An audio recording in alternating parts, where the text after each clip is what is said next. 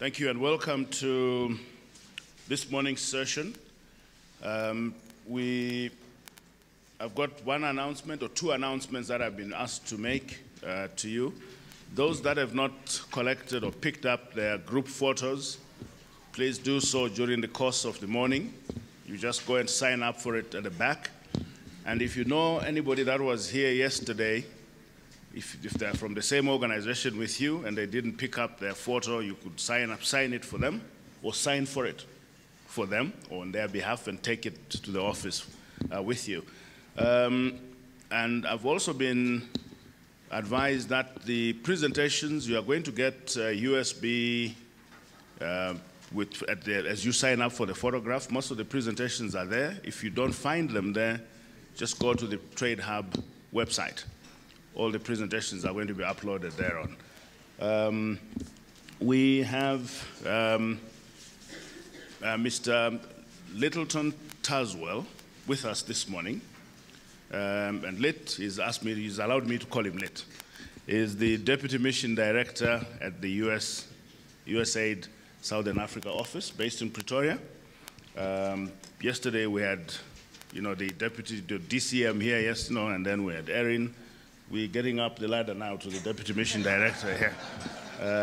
So that's why you see all the USAID people are very polite this morning. The boss is in the house. And I think for your benefit, Lit, just 2 minutes, just to take you through what we did yesterday, so that you don't end up making mistakes in your presentation. We started off with an opening session where the DCM was here and gave us an overview of the US government program of support to Africa, the strategy for Africa, which includes trade facilitation. And then we had a statement from Eric from the World Customs Organization, where he gave us an overview of what their agenda is. And USAID, as you know, are collaborating in supporting this conference jointly to promote the tools that would probably improve the competitiveness of this region in trade.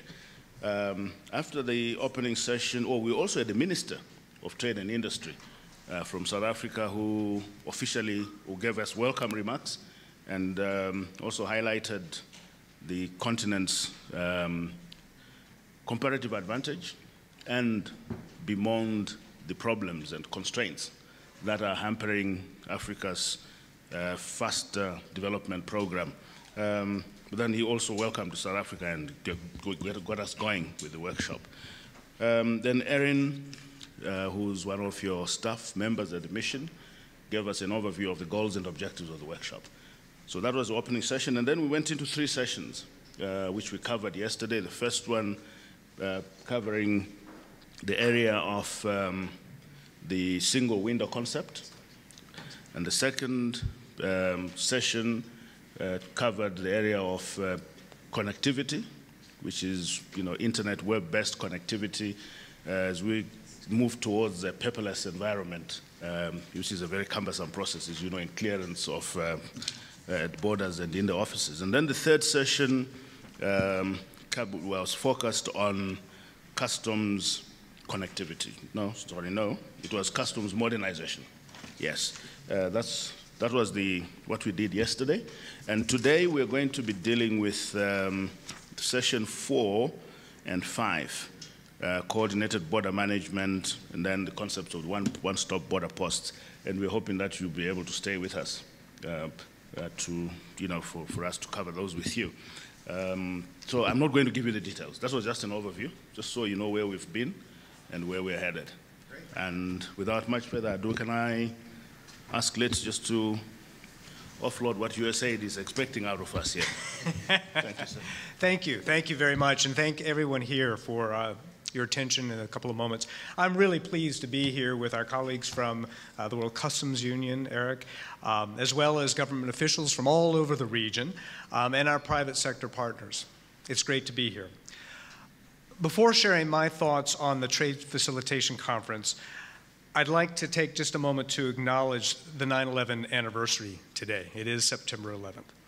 11 years ago, the attack in New York and Washington claimed the lives from citizens from over 90 countries, including citizens of South Africa, Zimbabwe, and Kenya. And I'd like to take just a moment to recall that very fateful day and all the victims and their families. The attack on the World Trade Center emphasizes the central role that international trade plays on the world stage as a symbol of power and wealth. But today, I really want to emphasize the more important role that international plays as a tool for creating jobs and reducing poverty. As you are all very well aware, both inter- and extra-regional trade is a central factor in regional and national economic growth and the associated gains in job creation and poverty reduction. U.S. aid considers trade as a key to that long-term reduction in global poverty. I am new to the South Africa region. I just got here about a month ago. But I'm not new to international trade issues. I used to teach an international trade law course at the Catholic University in Quito, Ecuador. And while I was there, I worked with small Ecuadorian businesses exporting goods to the United States. I understand the complexities and challenges of cross-border trade. A few years later with AID, I actually led a trade capacity development team during the Central America Free Trade Agreement negotiations. I'm a lawyer by training. I got my LLM dissertation focused on international trade and development.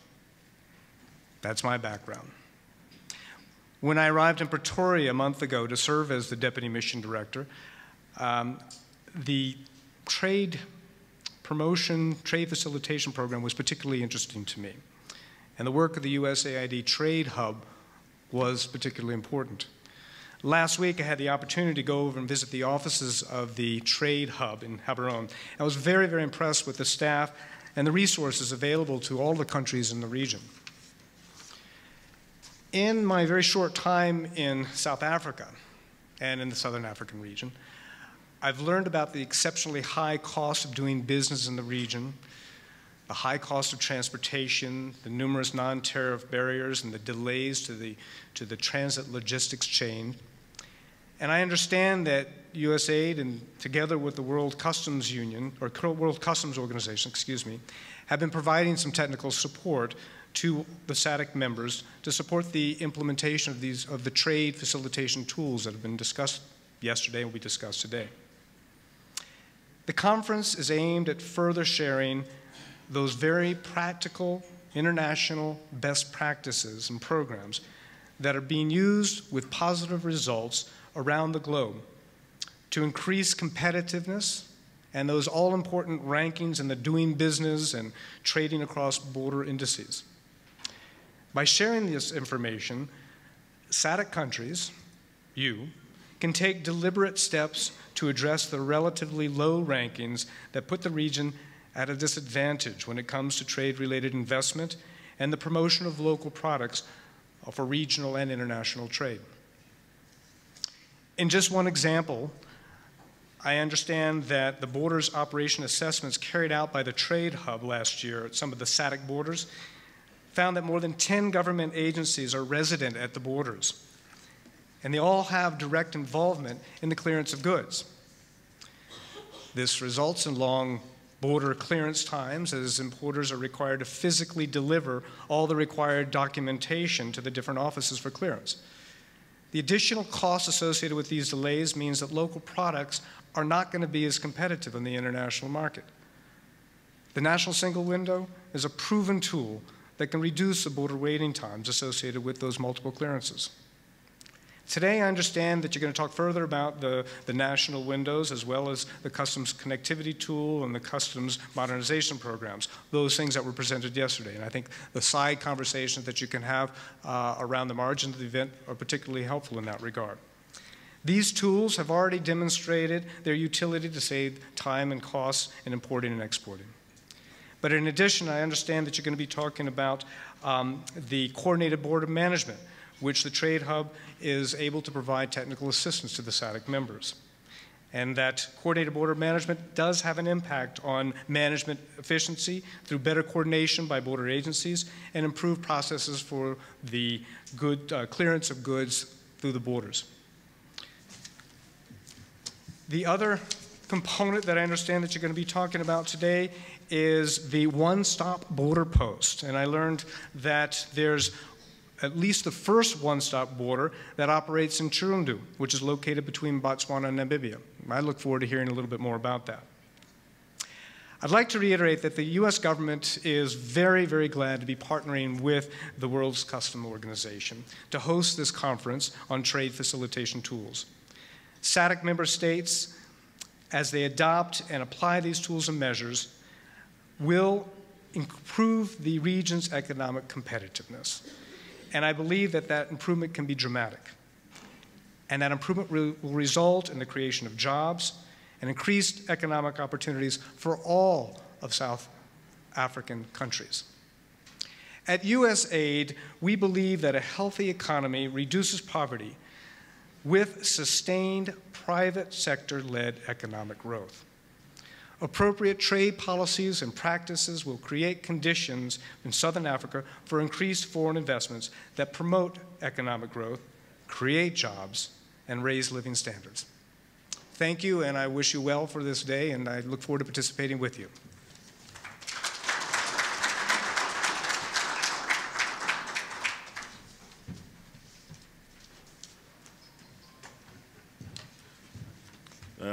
Thank you very much, Lit. I don't know, you can go and join the rest of the group, so you can also look at the screen while you do. Thank you very much for those very...